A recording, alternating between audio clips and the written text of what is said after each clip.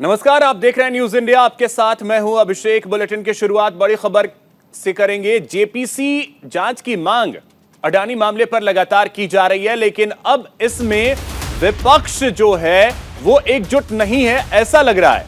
विपक्ष में ही विवाद गहराता जा रहा है। जेपीसी का गठन नहीं होना चाहिए, यह कहा है शरद पवार ने। तो यह बड़ी खबर, सुप्रीम कोर्ट की कमेटी जांच करे तो सही, यह कहा है शरद पवार ने।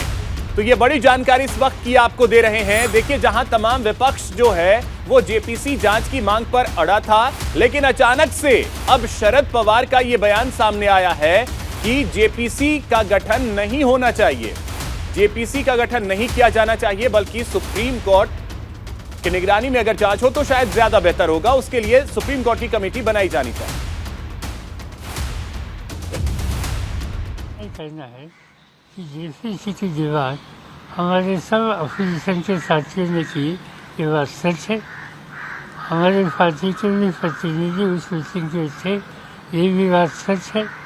मगर हमें ऐसे लगता है कि जेपीसी का जो कॉम्पोजिशन होगा, ये कॉम्पोजिशन में समझो 21 सदस्य की जेपीसी हो तो इसमें 15 लोग रूलिंग पार्टी के रहेंगे और 5 या 6 लोग अपोजिशन रहेंगे।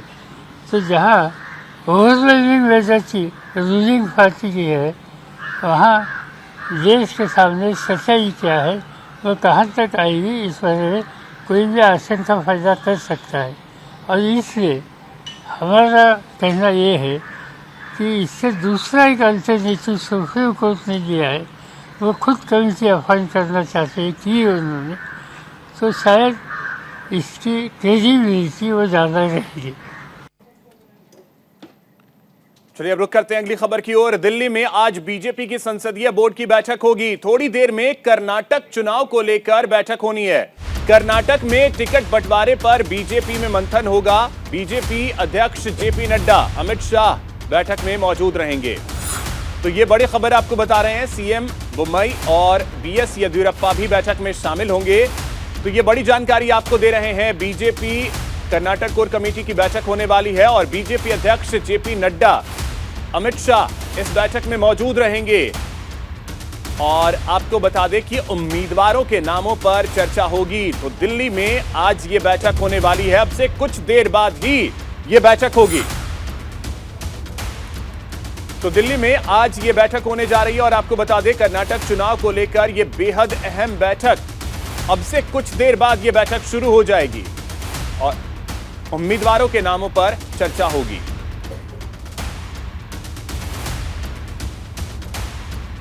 तो अधिक जानकारी के साथ सहयोगी दीपक चौबे हमारे साथ जुड़ गए हैं। दीपक, क्या जानकारी, कितनी देर में बैठक शुरू होने जा रही है?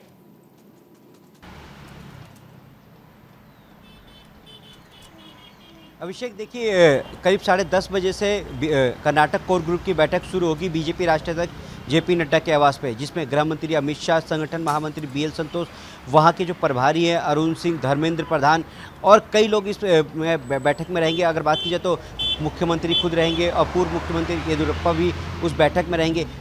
कितने नामों की चर्चा होगी ये देखने वाली बात होगी, क्योंकि कल केंद्र चुनाव समिति की बैठक है। उससे पहले आज नामों की रूपरेखा तैयार कर ली जाएगी क्योंकि कई ऐसी सीटें हैं जहां पे सिर्फ 3-3 नाम आए हैं और कई ऐसी सीटें जहां पे सिर्फ एक नाम आए हैं। तो उन नामों को आज फाइनल करने के बाद कल केंद्र चुनाव समिति के सामने रखा जाएगा।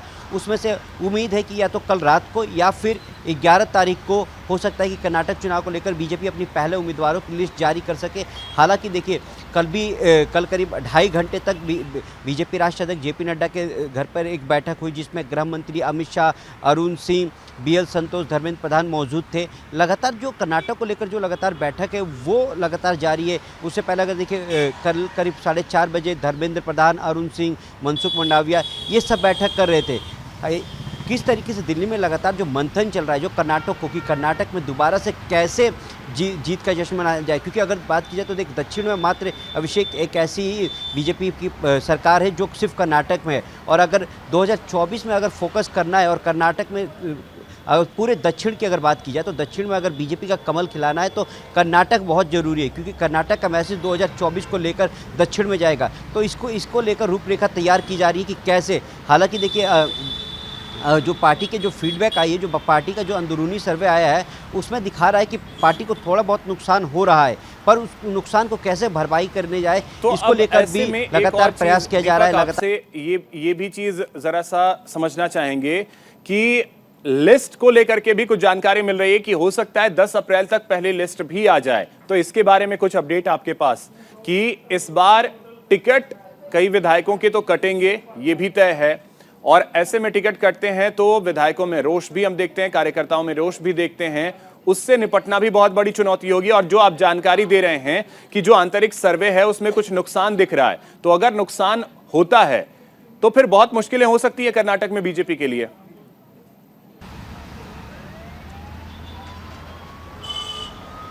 अभिषेक देखिए, न्यूज़ इंडिया के पास जो एक्सक्लूसिव जो जानकारी है, जो हमारे सूत्र जो बता रहे हैं, वो ये बता रहे हैं कि मात्र सिर्फ 10 से 5% सिर्फ जो टिकट है वो कटेंगे, इससे ज़्यादा नहीं कटेंगे। जिस तरीके से गुजरात में कटे थे या फिर अगर बात की जाए तो हिमाचल में कटे थे, वो फॉर्मूला यहाँ पे पार्टी नहीं उठाने वाली। यहाँ पे सिर्फ 5 से 10% जो है वो टिकट कटेंगे। हालांकि जो अगर बात की जाए रूपरेखा की, और जो आपने कहा कि टिकट को लेकर हो सकता है कि कल केंद्र चुनाव समिति की बैठक है, उसके बाद हो सकता है कि कुछ उम्मीदवारों की घोषणा की जाए। हालांकि 10 तारीख को क्योंकि बोर्ड का एग्ज़ाम का रिजल्ट आ रहा है, इसीलिए पार्टी के जो बड़े जो लोग हैं उनसे जब मेरी बात हुई थी तो उन्होंने कहा कि देखिए 10 तारीख को बच्चों का दिन होता है, इसीलिए 10 तारीख को हम लोग लिस्ट जारी नहीं करेंगे, क्योंकि अगर लिस्ट जारी करते हैं तो बच्चों का दिन जो है वो रिजल्ट है वो खबरें चेंज हो जाती हैं। इसीलिए 10 तारीख को नहीं, हाँ 11 तारीख को हम लोग तैयारी में है कि 11 तारीख को पहली या दूसरी लिस्ट जो भी होगी, अगर कल सहमति बन जाती है तो कल ही आ जाएगी। बाकी जो लिस्ट है वो 11 या फिर 12 को आएगी। तो क्योंकि प्रधानमंत्री नरेंद्र मोदी भी लगातार कहते हैं कि परीक्षा पे चर्चा उन्होंने की थी, तो बच्चों का भी एक दिन होता है जिस दिन उनका रिजल्ट आएगा।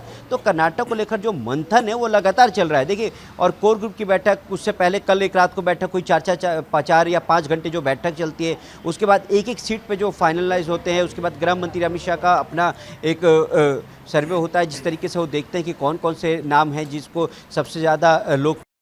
तो इन सारी चीज़ों को लेकर जब आज कोर ग्रुप की बैठक होगी, दीपक, तो आप नजर बना करके रखिए, नजर आप बना करके रखिए। अब देखना अहम होगा कि टिकट को लेकर के जो चर्चा होगी, तो टिकट किस तरीके से बांटा जाता है, ये देखना बेहद अहम होगा। बहुत शुक्रिया दीपक आपका तमाम जानकारी के लिए। अब रुक करते हैं अगली खबर की ओर। खबर मध्य प्रदेश के बुरहानपुर से है, जहां 3 से 4 बदमाशों को थाने से लोग छुड़ा ले गए। आपको बता दें कि 32,000 के इनामी बदमाश को भी छुड़ाया। एक दिन पहले ही पुलिस ने इन्हें पकड़ा था, तो आपको बड़ी जानकारी दे रहे हैं। 3 से 4 बदमाशों को थाने से छुड़ा ले गए लोग। इसका सीसीटीवी फुटेज भी सामने आया, ये तस्वीरें हम आपको दिखा रहे हैं। 32,000 के इनामी बदमाश को भी छुड़ा ले गए लोग। ये तस्वीरें आप देखें, ये सीसीटीवी फुटेज है। और आपको बता दें कि एसपी राहुल कुमार लोढ़ा घटना की सूचना मिलते ही नेपा थाने पहुंच गए। यहां उन्होंने कहा कि रात में थाने में 4 लोग थे, 3 पुलिसकर्मियों को हाथ पीठ में चोट आई है, सभी लोग ठीक हैं। तो ये बड़ी खबर आपको बता रहे हैं। ये तस्वीरें हैं आपके टीवी स्क्रीन पर, ये सीसीटीवी फुटेज है। और आपको बता दें कि यहां पर एक 32,000 के इनामी बदमाश को लोग छुड़ा ले गए। देर रात जो हेमा बाकड़ी बंदूक लूट के अंदर जिस आरोपी को कल पकड़ा था, तो उसके अंदर कुछ लोगों ने जो है वो नेपानगर थाने पर आकर जो है वो हमला किया है। और जो हेमा है और साथ साथ में उसके साथ में एक मगन पटेल करके जो नवाड़ी पटेल था, और एक लड़का जो पूछताछ के लिए था अनिल करके, तो वो तीनों को वो छुड़ा के लेके गए हैं। अभी सारी चीज़ें हम लोग सीसीटीवी फुटेजेस वगैरह देखे हुए हैं, और भी सारी चीज़ों पे डिस्कशन हो रहा है। प्लान हम लोग तैयार कर रहे हैं, और जल्द ही हम लोग सारे अतिक्रमणकारी जिन लोगों ने ये काम किया है उनके खिलाफ सख्त एक्शन लेके और धरपकड़ भी शुरू करेंगे। तो देखिए, आपने बुरहानपुर के एसपी को भी सुना और इन तस्वीरों को भी देखिए। तो अब ऐसे में सवाल यह उठता है कि पुलिस की जो तैनाती है, कैसी तैनाती, कि अगर 50 से 60 लोग थाने पर पहुंचते हैं और वहां जो बदमाश बंद हैं थाने में, उन्हें छुड़ा कर ले जाते हैं, तो अब ऐसे में सवाल उठते हैं कई सारे पुलिस के ऊपर।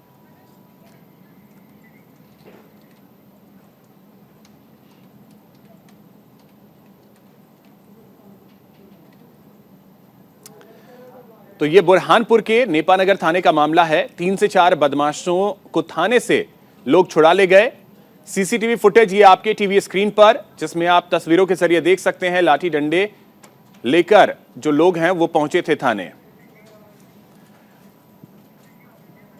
अधिक जानकारी के साथ सहयोगी शिशिर उपाध्याय हमारे साथ जुड़ गए हैं। शिशिर, अब सवाल ये उठता है कि थाने में अगर कोई बंद है तो लोग थाने पहुंचते हैं और छुड़ा कर ले जाते हैं, मतलब है क्या ये?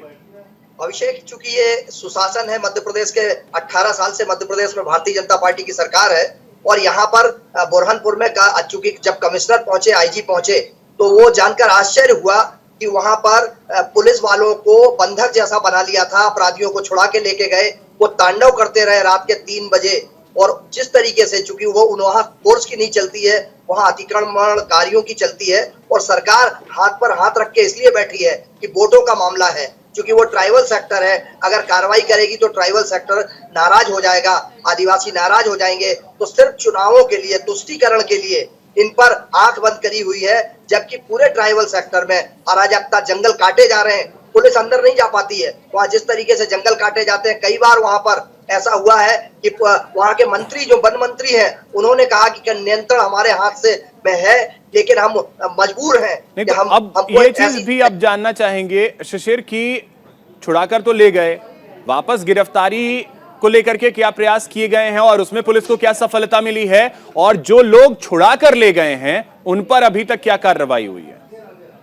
वो सारे अभिषेक, चूंकि उस पर एसपी जब लोढ़ा जी से बात हुई, आईजी से बात हुई, उनका कहना है कि हमारी टीम लगातार फॉलो कर रही है, वो उनको गिरफ्तार किया जाएगा, एफआईआर दर्ज की जा रही है और पूरे मामले में जो वीडियो फुटेज सामने आए हैं उसके आधार पर उनके खिलाफ कार्रवाई की जाएगी। लेकिन अभिषेक, कार्रवाई मात्र दिखावा है, कार्रवाई नहीं होगी, क्योंकि इसके पहले कई बार ऐसा हुआ कि पुलिस को अंदर जंगलों में खदेड़ा गया, मारा गया, वन कर्मियों के हथियार छुड़ा लिए गए, लेकिन उनके खिलाफ कोई कार्रवाई नहीं हुई। तो ऐसा लगता है कि बुरहानपुर, चलिए, तो ऐसे में पुलिस प्रशासन पे बहुत सारे सवाल हैं और उन सवालों के जवाब तलाशे जाने बेहद आवश्यक हैं। बहुत शुक्रिया आपका शिशिर तमाम जानकारी के लिए। तो अब बात करते हैं प्रधानमंत्री नरेंद्र मोदी की, जो कि मिशन दक्षिण भारत पर आज रहने वाले हैं। सिकंदराबाद तिरुपति वंदे भारत को हरी झंडी दिखाएंगे। हैदराबाद और तेलंगाना को बहुत सारी सौगात आज मिलने वाली है। आपको बता दें कि 720 करोड़ की लागत से सिकंदराबाद रेलवे स्टेशन को रिनोवेट किया जाएगा। और देखिए, ये ट्रेन हम आपको जो दिखा रहे हैं, ये सिकंदराबाद रेलवे स्टेशन पर इस समय खड़ी है और इसी ट्रेन को प्रधानमंत्री आज हरी झंडी दिखाने वाले हैं। साथ ही सिकंदराबाद रेलवे स्टेशन जो है उसको रिनोवेट किया जाएगा। और आपको बता दें कि प्रधानमंत्री आज सिकंदराबाद रेलवे स्टेशन पहुंचने वाले हैं। समय करीब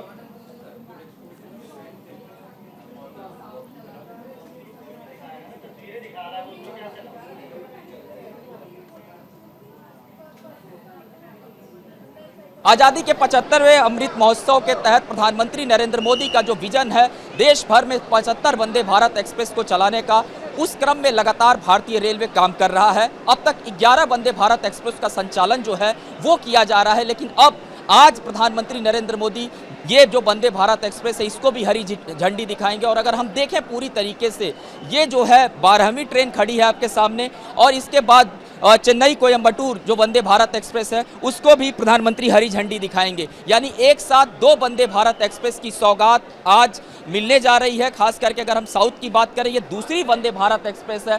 पूरी तरीके से ये स्वदेशी ट्रेन है, चेन्नई की आईसीएफ कोच फैक्ट्री में इसको तैयार किया गया है। और इसकी अगर हम खासियत की बात करें, खास करके जिन हिस्सों में वंदे भारत एक्सप्रेस को चलाया गया उन हिस्सों में बड़ा सफल देखने को मिला जो काम था। ये देखिए, ये जो मेक इन इंडिया की प्रधानमंत्री नरेंद्र मोदी बात करते हैं, ये लगातार इस तरीके से ये मेक इन इंडिया के तर्ज पे इसको तैयार किया जाता है और जिस तरीके से इसको बनाया जाता है, खास करके अगर हम इसकी स्पीड की बात करें, स्पीड के साथ साथ कवच जो कि ट्रेनों को एक्सीडेंट होने से रोकने का एक सबसे बड़ा साधन है, उसकी तकनीक भी इस वंदे भारत एक्सप्रेस में इस्तेमाल की गई है। इसके अलावा अगर हम बात करें 80 किलोमीटर प्रति घंटे की रफ्तार से ये पूरी जो ट्रेन है वो चलेगी। और जब ये चलती है ट्रेन, अपने आप में देखने में बहुत बेहद खूबसूरत लगती है। आने वाले दिनों में भारतीय रेलवे यही प्रयास करेगा कि और अधिक वंदे भारत एक्सप्रेस को चलाना है। खास करके जिन रूटों को पहले से चिन्हित किया गया है उन रूटों पर इन वंदे भारत एक्सप्रेस का संचालन किया गया है। कैमरामैन मनीष के साथ गौरव मिश्रा, न्यूज़ इंडिया, सिकंदराबाद। और इसी बीच एक बड़ी खबर आपको बता दें, अतीक अहमद की पत्नी की मुश्किलों में इजाफा होता नजर आ रहा है। शाइस्ता परवीन पर इनाम जो घोषित था उसे दोगुना कर दिया गया है। इनाम की राशि 25,000 से बढ़ाकर 50,000 कर दी गई है। उमेश पाल हत्याकांड में फरार चल रही है शाइस्ता। उमेश पाल मर्डर केस में आरोपी माफिया डॉन अतीक अहमद की पत्नी शाइस्ता परवीन पर पुलिस ने इनाम की राशि को बढ़ा दिया है। पहले 25,000 रुपए का इनाम घोषित किया गया था, जिसे अब बढ़ाकर 50,000 रुपए कर दिया गया है। हत्याकांड के अन्य दोषी असद, अरमान, गुलाम, गुड्डू मुस्लिम और साबिर पर भी यूपी पुलिस ने इनाम की रकम को बढ़ा दिया है। पुलिस और एसटीएफ दिन रात छापेमारी कर उमेश पाल की हत्याकांड के आरोपियों की तलाश में लगातार जुटी है। तो आपको बता दें कि शाइस्ता की मुश्किलें फिलहाल बढ़ती नजर आ रही हैं और आपको बता दें कि शाइस्ता पर जो इनाम की राशि 25,000 रुपए थी उसे बढ़ाकर अब 50,000 रुपए कर दिया गया है। यानी कि इनाम की राशि को दोगुना कर दिया गया है और लगातार पुलिस जो है वो छापेमारी कर रही है। जगह जगह शाइस्ता की गिरफ्तारी के लिए प्रयास किए जा रहे हैं। इसके अलावा और जो शूटर्स हैं उनके भी लगातार तलाश जारी है। तो आपको बता दें कि इनाम की राशि को दोगुना किया गया है। अतीक अहमद की पत्नी शाइस्ता परवीन की मुश्किलें लगातार बढ़ती नजर आ रही हैं, क्योंकि अब इनाम की राशि को दोगुना कर दिया गया है।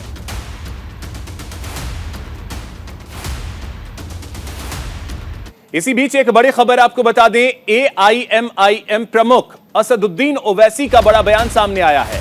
भारत के पहले आतंकवादी का नाम नाथूराम गोडसे। देश का पहला आतंकी ने गांधी जी को मारा। गांधी जी की तस्वीर लेकर घूम रहे लोग, ये लोग कौन हैं और ये कैसी पुलिस है जो चुप बैठी है? आपको बता दें कि असदुद्दीन ओवैसी ने जोरदार हमला बोला है बीजेपी पर परोक्ष रूप से। और आपको बता दें कि ओवैसी ने कहा है कि भारत के पहले आतंकवादी का नाम नाथूराम गोडसे है, जिसने गांधी जी को मारा। और उसकी फोटो लेकर लोग हैदराबाद में घूम रहे हैं। ये लोग कौन हैं और ये कैसी पुलिस है जो चुप बैठी है? अगर कोई ओसामा बिन लादेन की तस्वीर लेकर घूमता तो पुलिस उसके घर के दरवाजे तोड़ देती। बता दें कि बीजेपी से निलंबित चल रहे विधायक टी राजा सिंह की अगुवाई में हैदराबाद में 30 मार्च को रामनवमी के अवसर पर शोभा यात्रा निकाली गई थी। जुलूस में नाथूराम गोडसे की तस्वीर भी देखी गई थी।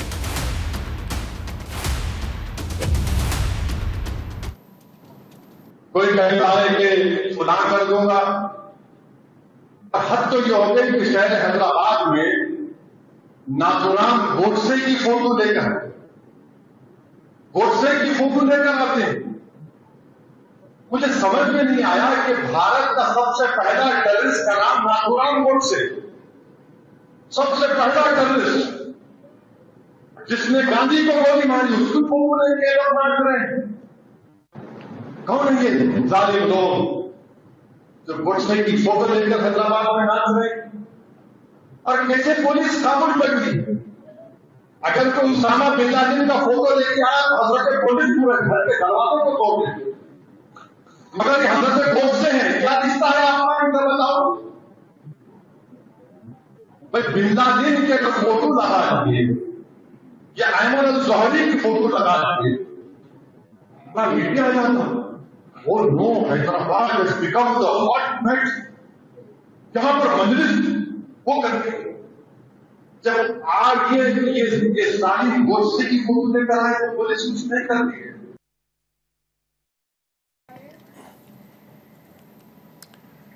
वहीं आपको बता दें कि अब मुजफ्फरनगर नुमाइश मैदान में 2 दिवसीय कृषि एवं पशु प्रदर्शनी का समापन समारोह हुआ।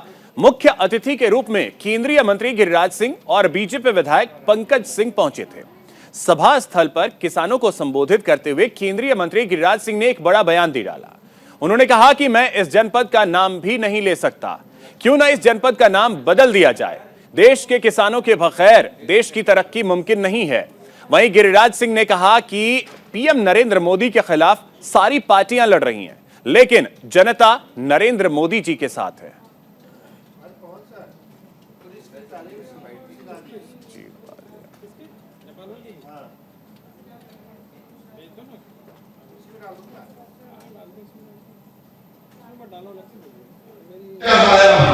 क्या बदल देना चाहिए कि नहीं बदल देना चाहिए? बोलिए जय श्री राम। 75 साल हो गए, ये किसानों की राजधानी, ये अच्छा नहीं लगता। इस जिले के किसानों के लिए चुनौती हो सकता है मेरी बात से लोग सहमत ना हों।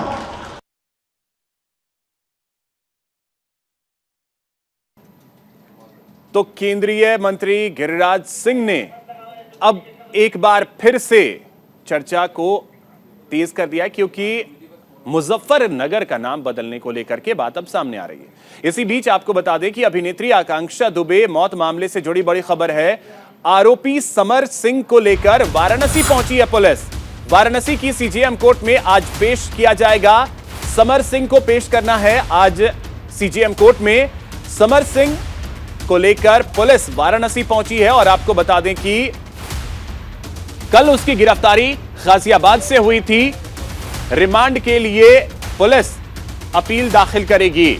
तो आपको बता दें कि आकांक्षा दुबे मौत मामले से जुड़ी बड़ी खबर है। आरोपी समर सिंह, जिसकी गिरफ्तारी कल हुई, गाजियाबाद में उसे गिरफ्तार किया गया और आज आपको बता दें कि वाराणसी सीजेएम कोर्ट में उसे पेश किया जाएगा। उसके बाद पुलिस छानबीन आगे करेगी। आपको बता दें कि रिमांड को लेकर के पुलिस अपनी अर्जी दाखिल करेगी। आत्महत्या के लिए उकसाने का आरोप जो है वो समर सिंह पर लगा है। देखिए, कल समर सिंह को गाजियाबाद से गिरफ्तार किया गया था, जिसके बाद गाजियाबाद में उसे सीजेएम कोर्ट में पेश किया गया। 24 घंटे की ट्रांजिट रिमांड जो है वो पुलिस को मिली और उसके बाद पुलिस उसे लेकर वाराणसी पहुंची है। ये जानकारी मिल रही है कि उसे लेकर पुलिस वाराणसी पहुंच गई है और आज ही उसे कोर्ट में पेश किया जाएगा और फिर रिमांड की अर्जी लगाई जाएगी पुलिस की तरफ से। पुलिस रिमांड पर लेकर समर सिंह से पूछताछ करेगी, क्योंकि आकांक्षा दुबे का जो परिवार है वो लगातार समर सिंह पर कई सारे आरोप लगा रहा है।